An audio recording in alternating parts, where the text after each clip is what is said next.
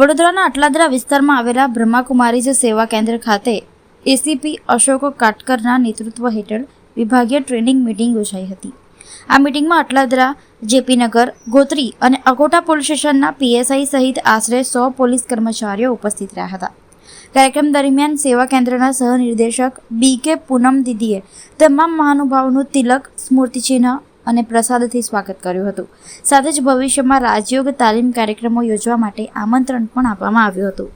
મંચ પરથી એસીપી અશોક કાટકરે જણાવ્યું હતું કે સેવા કેન્દ્રમાં મળતી આધ્યાત્મિક શાંતિ અને સકારાત્મક ઉર્જા પોલીસ કર્મચારીઓ માટે અત્યંત મહત્વપૂર્ણ છે, જેના કારણે આ સ્થળ મીટિંગ માટે પસંદ કરવામાં આવ્યું હતું. કાર્યક્રમ પહેલા પોલીસ કર્મચારીઓએ રાજયોગ આધારિત આધ્યાત્મિક ટેલિફિલ્મ પણ નિહાળી હતી.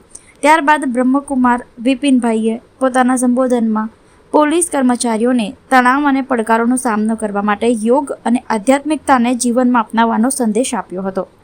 આધ્યાત્મિકતા દ્વારા માનસિક શાંતિ અને સંતુલન જાળવી શકાય છે, જેનાથી વ્યક્તિ પોતાના ફરજ અને પરિવાર વચ્ચે યોગ્ય સંતુલન સ્થાપિત કરી શકે છે.